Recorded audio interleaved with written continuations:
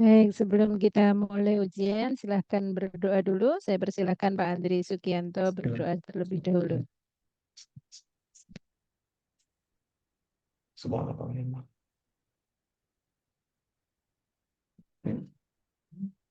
Ya Ibu, sudah Ibu. Ya, baik Pak. Ini yang pertama sesuai dengan yang di rubrik penilaian itu eh, terkait dengan teori belajar.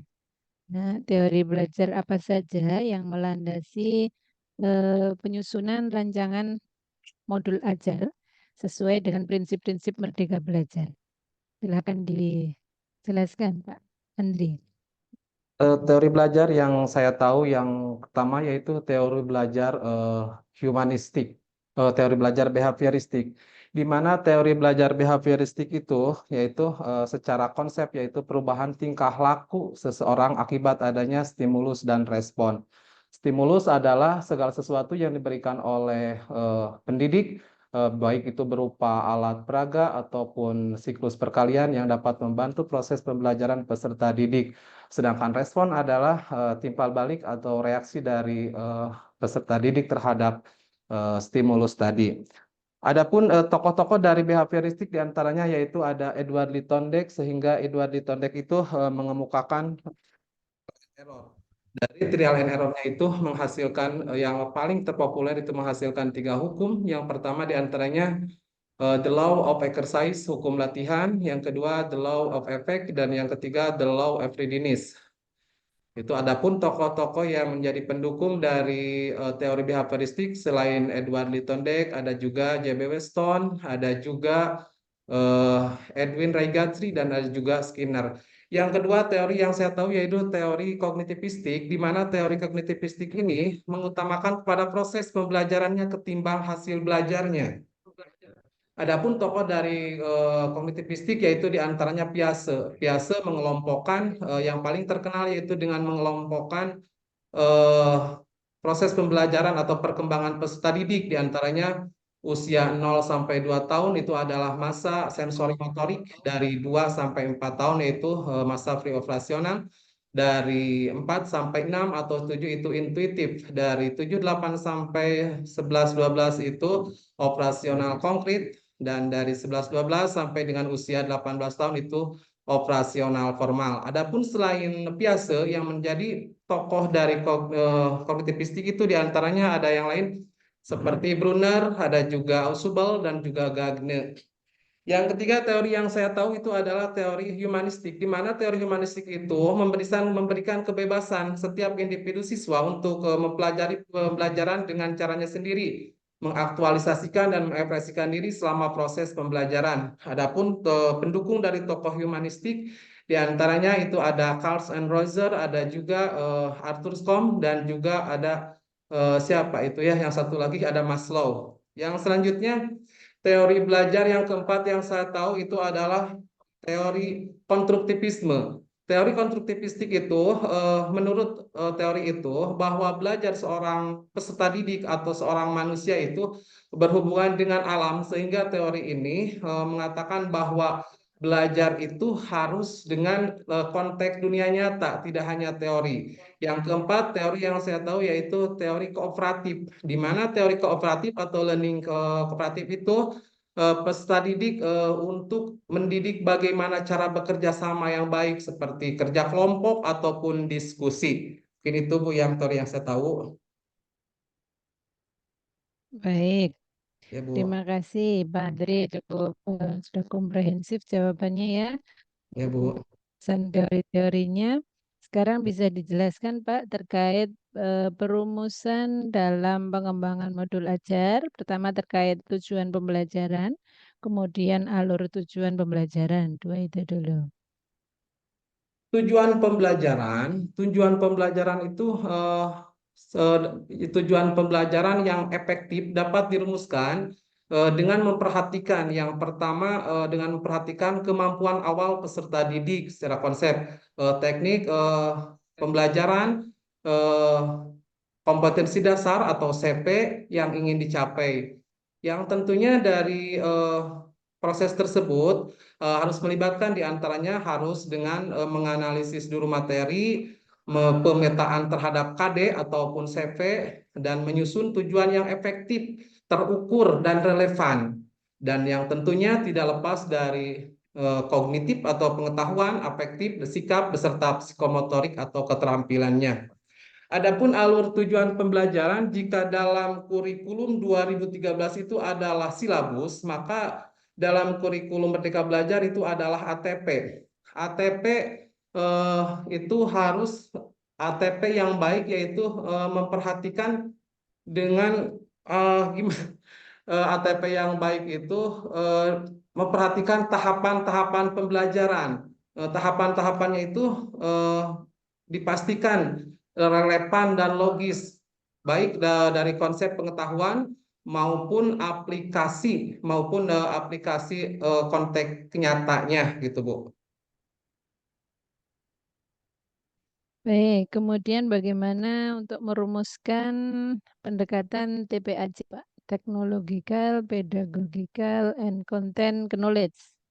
TPACK itu adalah gabungan atau perpaduan dari teknologi, pedagogi, and content knowledge, yaitu perpaduan dengan cara harmonis sehingga menggabungkan dari ketiga komponen tersebut, diramu atau dikemas menjadi sebuah metode cara penyampaian kepada peserta didik, sehingga materi-materi yang sudah klasik pun ataupun yang sudah usang bisa dikemas dengan sedemikian mungkin agar peserta didik menjadi tertarik, bisa disajikan dalam bentuk audio visual ataupun video, ataupun dengan pemaparan dalam bentuk PowerPoint, atau juga dalam e-learning yang lainnya seperti Ruang Belajar ataupun Google Drive, Bu. Ya, berikutnya problem based learning dan project based learning, Pak. Silakan dijelaskan. Problem based learning itu adalah pembelajaran yang melibatkan siswa secara aktif gitu. Untuk mencapai tujuan problem based learning, maka seorang pendidik itu harus mengetahui dulu sintak-sintak dari PBL tersebut. Adapun sintak-sintak PBL yang saya ingat, yang saya pahami, yang pertama itu semuanya ada 5 yang pernah saya baca, namun yang saya ingat mungkin yang pertama yaitu mengorientasikan siswa pada masalah, yang kedua mengorganisasikan perencanaan pembelajaran, yang ketiga membimbing penyelidikan baik mandiri maupun kelompok, yang keempat yaitu mengembangkan, yang kelima yaitu analisis dan evaluasi proses pemecahan masalah tersebut. Itu, Bu. Maka dengan sintak-sintak tersebut identik untuk tercapai tujuan dari PBL tersebut. Itu, Bu, yang Baik. saya. Untuk yang project based learning, Pak. Untuk project based Tadi kan learning, yang problem based pertama learning. itu harus tahu guru bahwa Mm-mm. project itu mengarah kepada project, atau selain siswa terlibat langsung dalam project itu, siswa pun dituntut untuk menghasilkan sebuah project. Adapun untuk mencapai project tersebut, yang saya pernah baca dari modul ada 6 tahapan. Yang pertama itu sintak-sintaknya itu menyiapkan pertanyaan atau menyajikan masalah atau menyajikan proyek. Yang kedua yaitu mendesain proyek, yang ketiga menyusun jadwal, yang keempat memonitor pengembangan dan kegiatan proyek tersebut, yang kelima itu bisa dengan menyajikan hasil, yang keempat evaluasi kegiatan atau pengalaman dari proyek tersebut, Bu. Baik, terima kasih. Sudah bagus sekali jawabannya. Sekarang bisa dijelaskan, Pak, terkait komponen dari modul ajar. Yang pertama tujuan, kemudian materi ajar, metode, media, dan LKPD. Yang pertama, tujuan pembelajaran, jelas itu komponen yang paling penting Hmm. dalam modul ajar.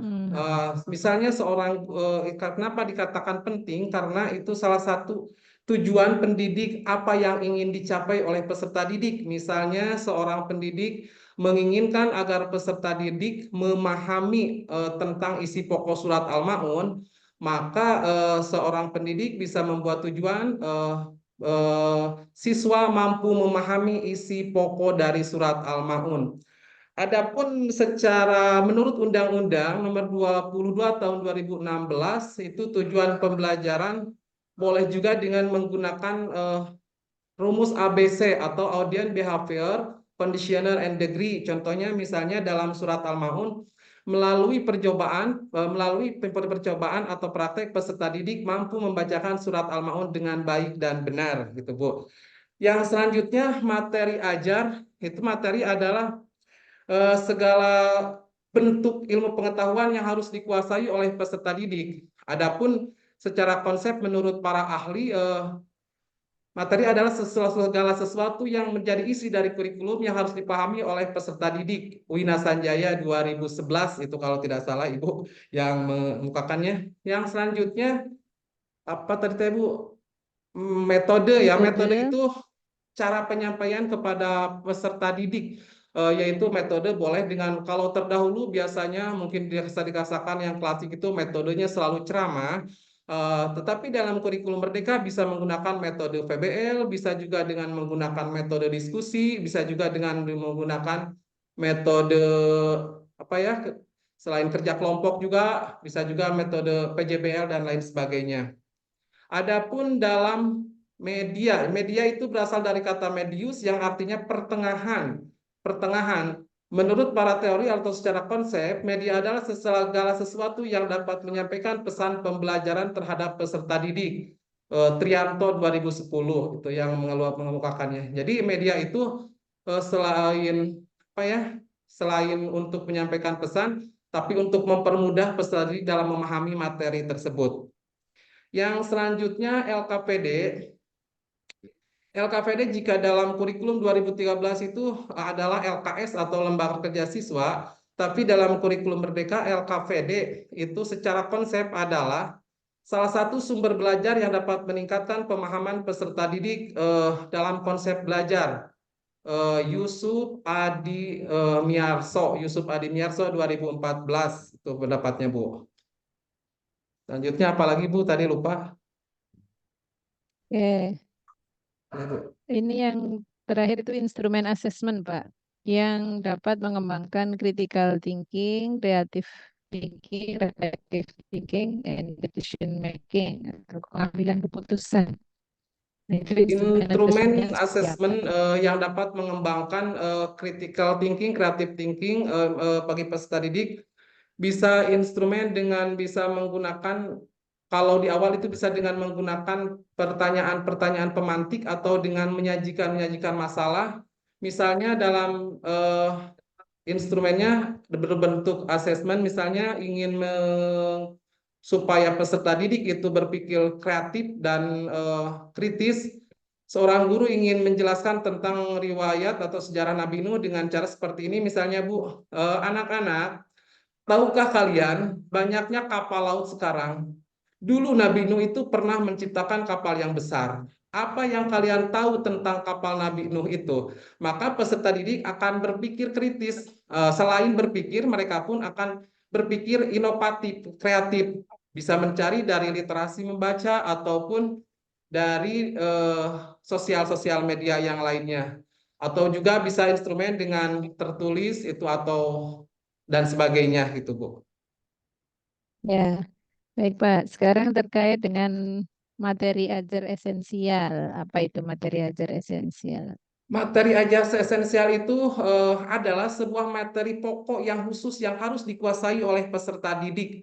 Misalnya jika menjelaskan tentang surat Al-Maun, maka peserta didik harus menguasai surat Al-Maun, maka surat Al-Maun itu adalah salah satu termasuk materi esensial yang harus dikuasai oleh peserta didik, Bu.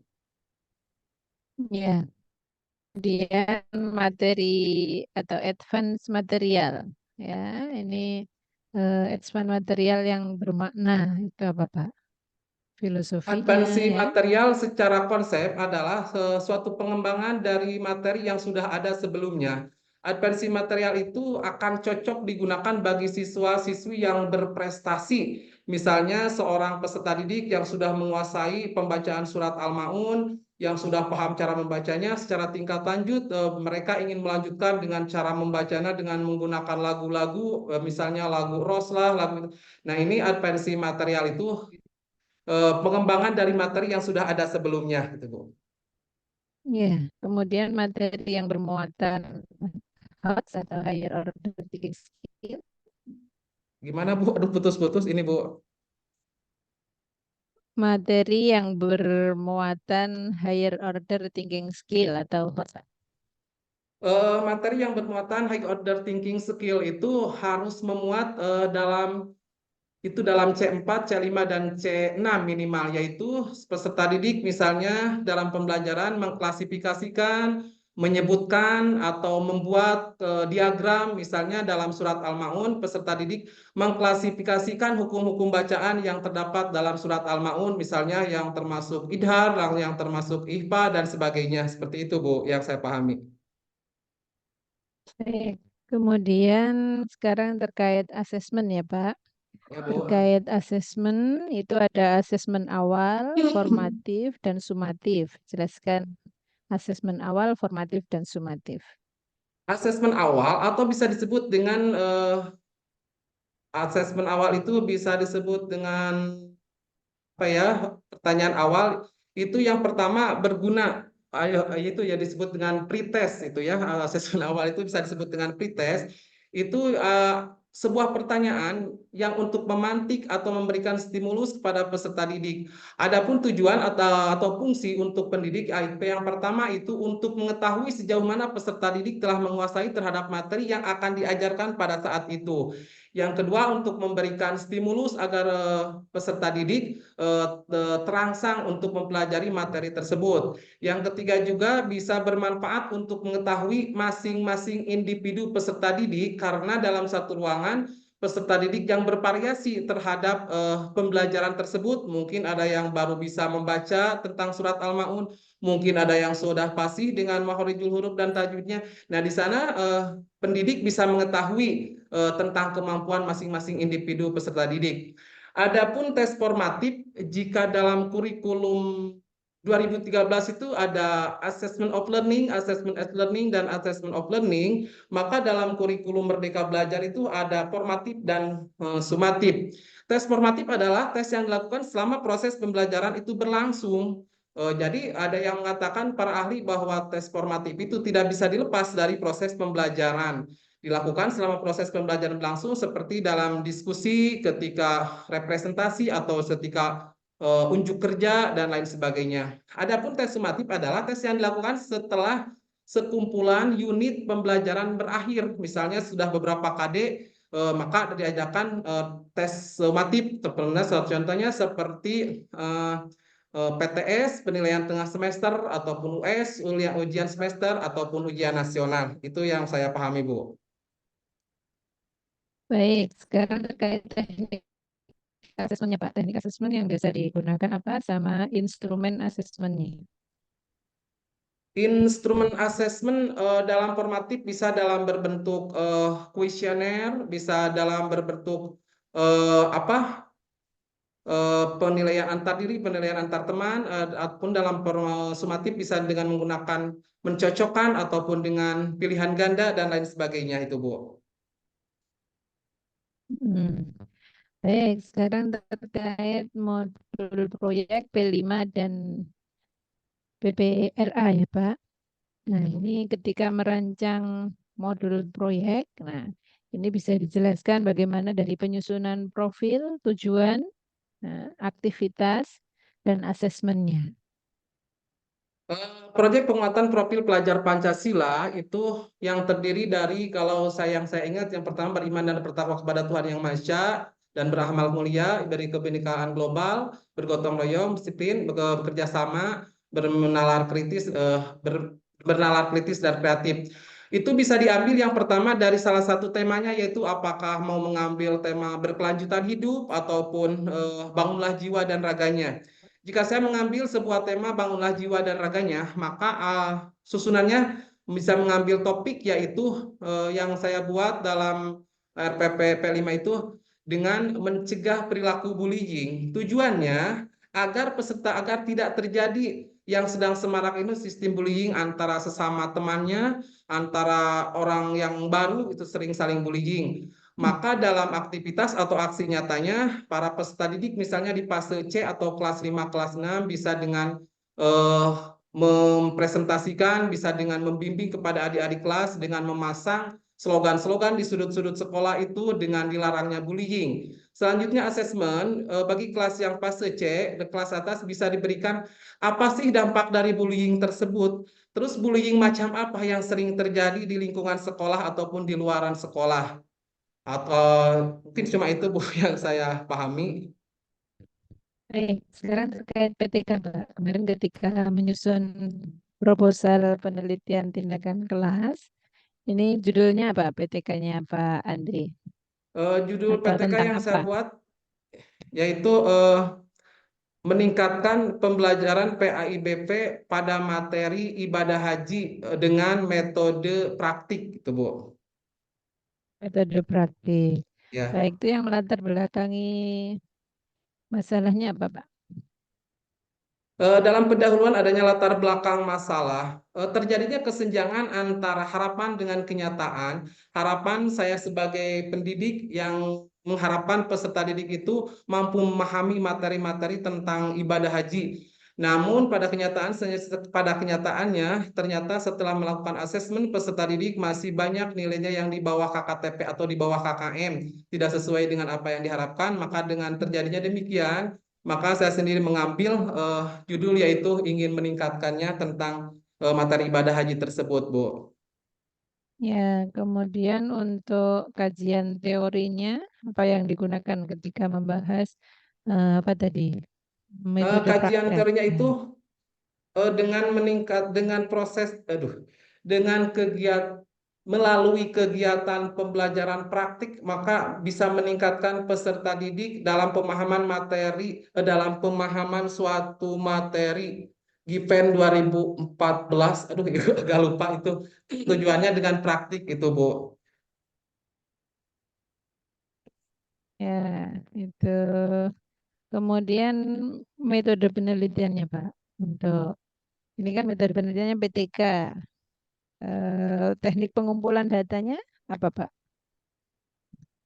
Teknik pengumpulan datanya dengan melalui eh, wawancara kepada peserta didik itu Ibu dari sampel itu dari peserta didik dengan bertanya langsung kepada mereka. Seperti itu yang dimaksud Ibu. Aduh, PTK agak lemah aku. Nah, PTK itu Ya, oke. Kemudian setelah metode penelitiannya, itu instrumen yang digunakan apa, Pak? Kemarin misalkan tadi kan wawancara. Berarti Bapak menyusun panduan wawancara atau tidak? Kalau menyusun kisi-kisinya apa? Kira-kira yang ditanyakan apa saja? menyusun itu Bu dengan cara Hmm. dari 28 peserta didik kelas 5 itu saya bertanya sekitar 25. Yang pertama yang pertama ditanyakan itu tentang mengapa kurang begitu tertarik dengan metode ibadah haji, maka mengumpulkan jawaban-jawaban mereka itu bermacam-macam dari 28. Saya mencoba secara mereka dijadikan narasumber sekitar 20 nyampe 25 antara 23 kemarin Bu. Dan jawabannya memang bervariasi dan pada intinya mereka kurang begitu menyukainya itu karena mereka menganggap bahwa materi ibadah haji itu adalah bersifat eh, abstrak, susah untuk dipahami. Makanya saya sendiri ingin mengadakan itu dengan eh, gambaran-gambaran atau miniatur-miniatur misalnya dengan Ka'bahnya terbuat dari apa gitu dengan seperti itu, Ibu. Baik, terima kasih Pak. Sekarang Bapak bisa sedikit praktik mengajar, artinya tidak usah full dari awal sampai akhir. Nanti Ya, Bu. cuplikan saja, misal membuka pelajaran itu seperti apa, kemudian eh, menjelaskan, kemudian menutup ya 5 menitan saja Pak. Boleh share screen kalau mau pakai materi. Ya, ya, Bu. Assalamualaikum anak-anak, selamat pagi. Alhamdulillah kita bisa bertemu lagi di acara Reuni Pembelajaran PAI BP kali ini. Anak-anak sebelum kita lanjutkan ke pelajaran berikutnya yang mana telah Bapak katakan pada minggu sebelumnya ya bahwa hari ini kita akan mempelajari tentang isi pokok kandungan surat Al-Maun.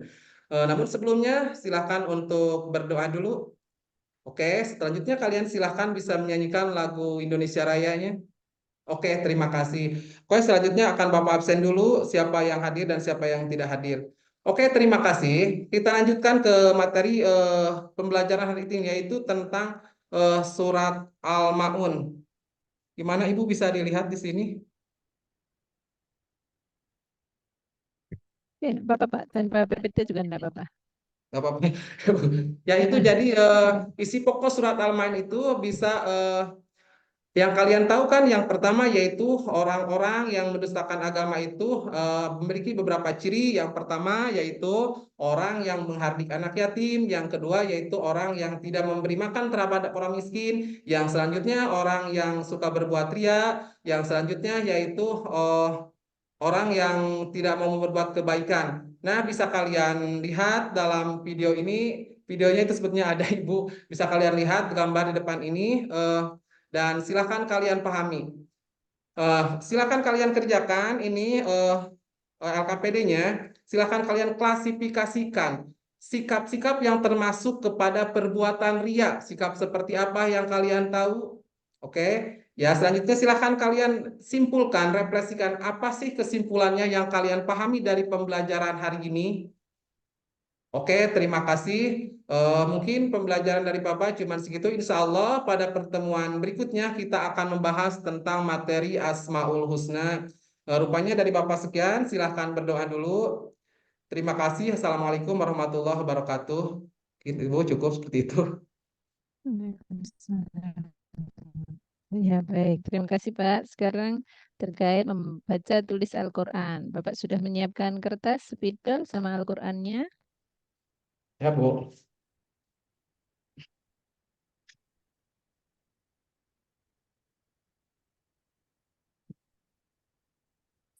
Oke, bisa dituliskan surat Toha, Pak, 1 sampai 7, ayat 1 sampai 7. Surat. Bentar ya, Bu. Ya, Bu. Toha.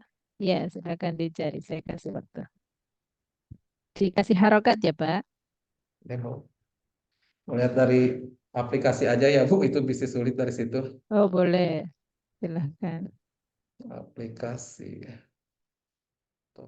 Al-Quran.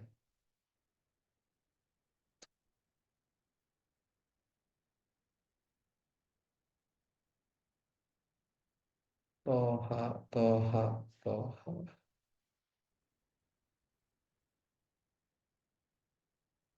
Toha. Ayat 1 sampai berapa, Bu?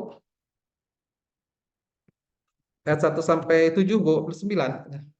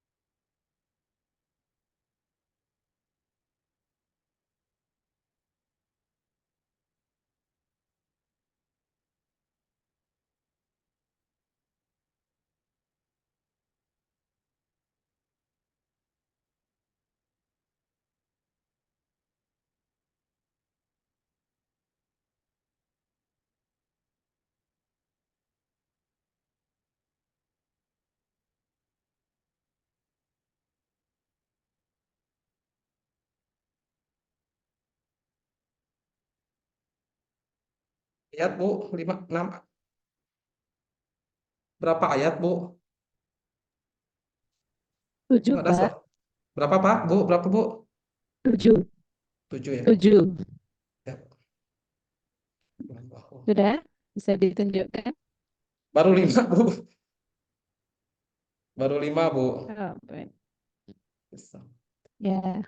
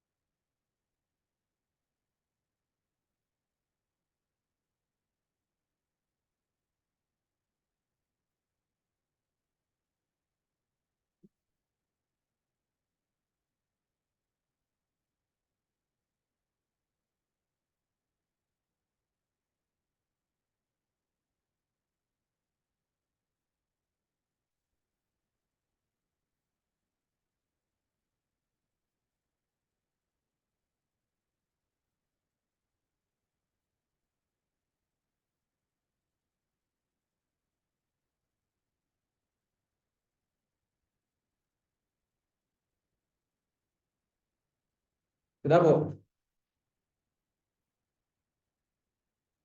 Lihat Bu. belum terlihat, Pak. Mungkin kurang pas sebentar. Oke. Agak dekat dikit bisa nggak ya? Hmm, Duh, hilang lagi ya Bu. ya, oke. Baik, sekarang dibaca dari tulisannya Bapak sendiri. Dibaca dengan Dengan asing. makhorijul huruf tajwid yang lengkap Bu. Iya. A'udzu billahi minasyaitonir rajim.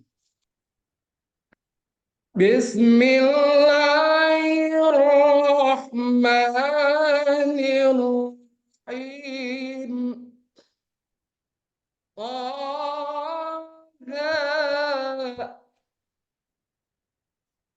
ما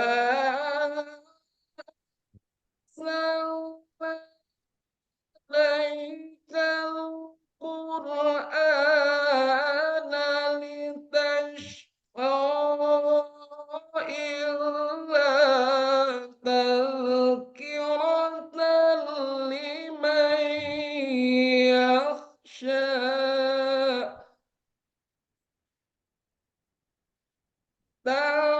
تنزيلا خلق الأرض والسماوات العلى الرحمن على العرش استوى له ما في السماوات وما في الأرض وما بينهما تحت الثرى وإن تجهر بالقول فإنه يعلم السر وأخفى صدق الله العظيم. Cukup, Bu. Baik, terima kasih Pak, suaranya bagus sekali.